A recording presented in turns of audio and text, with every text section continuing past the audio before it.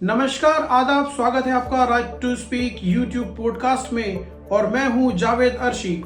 आगामी 5 फरवरी को दिल्ली में 70 विधानसभा सीटों के लिए चुनाव होने वाले हैं। उत्तर पूर्वी संसदीय क्षेत्र की 10 विधानसभा सीटों में से सीमापुरी विधानसभा एक महत्वपूर्ण सीट मानी जाती है क्योंकि इसका अपना एक अलग ही इतिहास रहा है। सीमापुरी विधानसभा सीट एससी रिजर्व सीट है। आज चुनावी चर्चा सीरीज में हम बात करने वाले हैं सीमापुरी विधानसभा की। सीमापुरी में सबसे पहला चुनाव 1993 में चुनाव आयोग द्वारा कराया गया। 2020 के चुनावी परिणाम के आधार पर सीमापुरी विधानसभा में कुल वोटर्स की संख्या लगभग 1,96,000 है, जिसमें लगभग 30% SC/ST वोट है और 23% मुस्लिम वोट है। सीमापुरी विधानसभा से मुख्यतः 3 दिग्गज चुनाव मैदान में हैं। एक और 15 साल तक कांग्रेस पार्टी के विधायक रहे श्री वीर सिंह धिंगान जी आम आदमी पार्टी ज्वाइन करने के बाद आम आदमी पार्टी के टिकट से अपनी किस्मत आजमा रहे हैं। दूसरी ओर श्री राजेश लिलोटिया जी कांग्रेस पार्टी के उम्मीदवार हैं, जो AICC में SC विभाग के प्रेसिडेंट भी हैं। उनका नारा है, मैं हूं संविधान रक्षक, और इसी जज्बे के साथ वो चुनाव मैदान में लड़ने को तैयार हैं।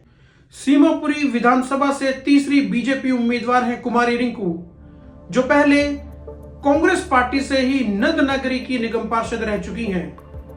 कुमारी रिंकू का भी इतिहास कांग्रेस से जुड़ा है क्योंकि उनके पिताश्री कांग्रेस में कई वर्षों तक विधायक रह चुके हैं। कुमारी रिंकू ने कांग्रेस को छोड़ बीजेपी का दामन थामा है और अब वो बीजेपी के उम्मीदवार के तौर पर अपनी किस्मत आजमा रही हैं। दोस्तों, इस चुनाव में आश्चर्य की बात यह है कि तीनों मुख्य पार्टियों के उम्मीदवारों का इतिहास कांग्रेस पार्टी से जुड़ा है। एक और जहां वीर सिंह धिंगान जी कांग्रेस पार्टी को छोड़कर आम आदमी पार्टी में आए हैं, दूसरी ओर कुमारी रिंकू कांग्रेस पार्टी को छोड़कर बीजेपी में शामिल हुई हैं। आइए अब हम सीमापुरी विधानसभा के चुनावी नतीजों पर प्रकाश डालते हैं। सबसे पहला चुनाव 1993 में सीमापुरी विधानसभा में कराया गया, जिसमें बीजेपी के बलबीर सिंह जी 14,589 वोटों के साथ विजयी हुए। दूसरे नंबर पर कांग्रेस के गिरिलाल जी 12,817 वोटों के साथ सेकंड नंबर पर रहे। तीसरे स्थान पर जनता दल के मामचंद रेवाड़िया जी 6,736 वोटों से तीसरे स्थान पर रहे। 1993 के बाद 1998 में सीमापुरी विधानसभा में चुनाव कराया गया, जिसमें वीर सिंह धिंगान जी कांग्रेस पार्टी के टिकट से 30,300 वोट देकर विजयी हुए।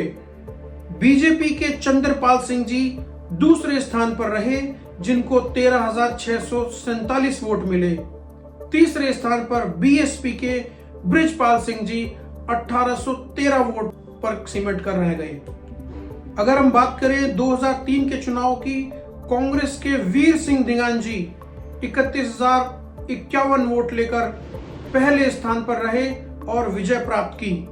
दूसरे स्थान पर बीजेपी के उम्मीदवार कमला 13,961 वोट लेकर दूसरे स्थान पर रहे। तीसरे स्थान पर BSP की उम्मीदवार जय भगवान जी रहे, जिनको 6,749 वोट प्राप्त हुए।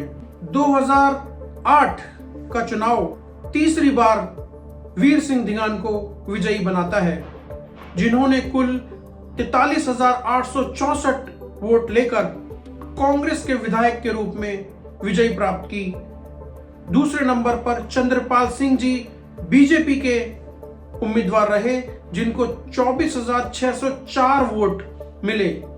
तीसरे स्थान पर BSP के लल्लन प्रसाद जी रहे, जिनको 14,823 वोट प्राप्त हुए।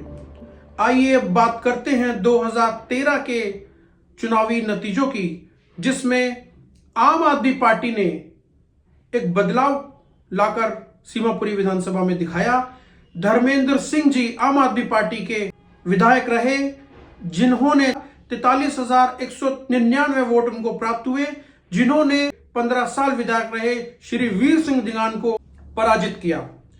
दूसरे स्थान पर वीर सिंह धिंगान जी रहे। तीसरे स्थान पर बीजेपी आई, जिसमें रामपाल सिंह जी ने 24,354 वोट प्राप्त किए। 2015 चुनाव के नतीजों की बात हम करें तो दोबारा से आम आदमी पार्टी के राजेंद्र पाल गौतम जी 79,777 वोटों से विजयी हुए, जिन्होंने एक बार फिर आम आदमी पार्टी को इस सीमापुरी विधानसभा से जीत दिलाई। दूसरे स्थान पर बीजेपी के उम्मीदवार करमवीर रहे, 30,956 वोट उनको मिले। और 2015 के चुनावों में तीसरे स्थान पर रहे श्री वीर सिंह दिगान जी, जिनको 10,674 वोट मिले। और दोस्तों, पिछला चुनाव जो 2020 में संपन्न हुआ, उसके नतीजे आपको मैं बताने जा रहा हूं।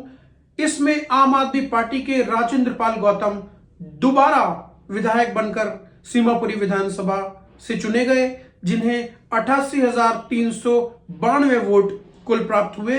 2020 के चुनाव में ही दूसरे नंबर पर संत लाल जी 32,284 वोट लेकर दूसरे स्थान पर आए।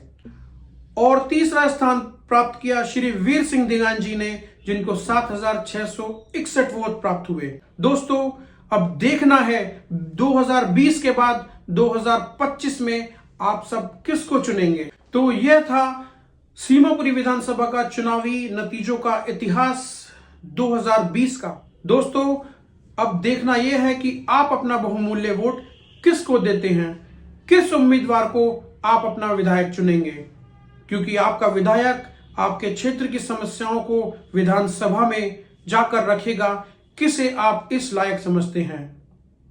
Right to speak YouTube podcast में आप सभी की राय बहुत महत्वपूर्ण है।